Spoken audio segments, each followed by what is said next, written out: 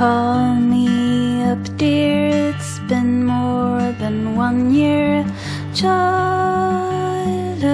friend, seemed like this summer I sneaked out to be with her. Le musée de Roubaix, depuis le début du XXe siècle, a placé la sculpture au cœur de ses préoccupations. Victor Champier, qui a été directeur du musée et de l'école d'ingénieurs au tout début du XXe siècle, avait réuni dans les salles du musée une extraordinaire collection de sculptures de l'époque. Et donc, tout naturellement, le musée, à sa réouverture, s'est placé dans cette histoire et presque chaque année, nous organisons une exposition de sculptures et on a attribué à la collection de sculptures la partie la plus noble, la plus emblématique de l'ancienne piscine.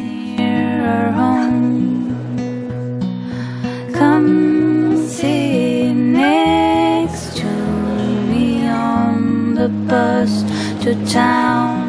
En même temps, la sculpture est un art plus difficile à faire passer auprès du grand public et il est finalement judicieux de temps en temps d'attirer un monde plus nombreux sur le nom de l'artiste.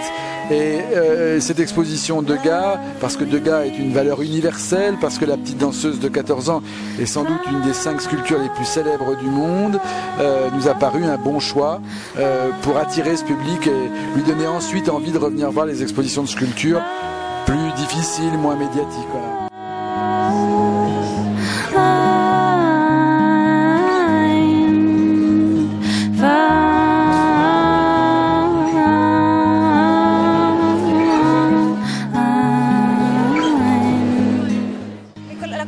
Entre le musée d'Orsay et le musée de la piscine est assez ancienne, puisqu'il y a plus de 20 ans, nous avons déjà monté ensemble une exposition Pompon.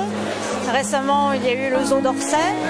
Et par ailleurs, à son arrivée au musée d'Orsay, notre président Guy Cocheval avait affirmé son désir de travailler en relation avec les musées de région et a fondé un club 19, un club des grands musées consacrés majoritairement au 19e siècle pour faciliter les collaborations.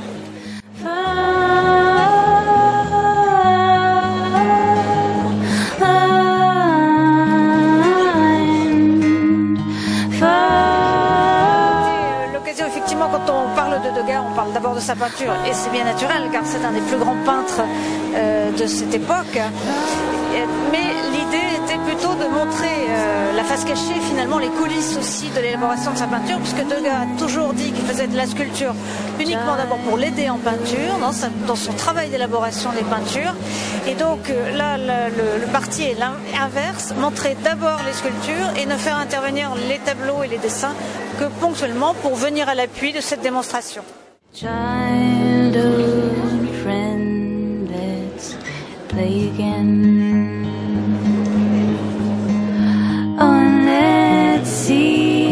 C'est encore une fois un merveilleux événement organisé par Bruno Godichon, mais qui n'arrête pas de créer des événements. Alors nous, on l'accompagne, on le suit, on l'aide, on essaie de le suivre parce que c'est pas facile, il va tellement vite. Oh, c'est un truc formidable. Et puis cette petite danseuse de 14 ans qui vient faire un peu la nique à notre petite châtelaine, oh, ça c'est extraordinaire. Puis c'est la première fois qu'on a une exposition des sculptures de Degas réunies dans un musée français. C'est vraiment extraordinaire. D'ailleurs, il suffisait de voir la foule ce soir se précipiter et on sait qu'il y aura un monde fou pendant toute l'exposition.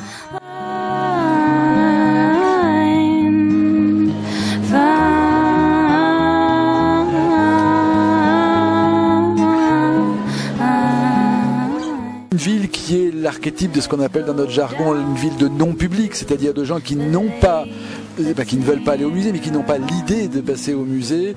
Je trouve qu'on a une exigence, on doit montrer le meilleur. La tentation serait de faire des choses faciles pour flatter un public non averti. En fait, nous, on doit être exigeants parce qu'on sait que ce public est en fait beaucoup plus exigeant qu'on ne le pense et que je crois que c'est une vraie revanche sur le sol dans cette ville quand même qui accumule les difficultés que d'organiser une exposition que va nous envier toute l'Europe. Très enthousiasmant et voir que le public mord à l'art de cette façon-là avec autant d'appétit et de joie, ça fait infiniment plaisir. En tout cas,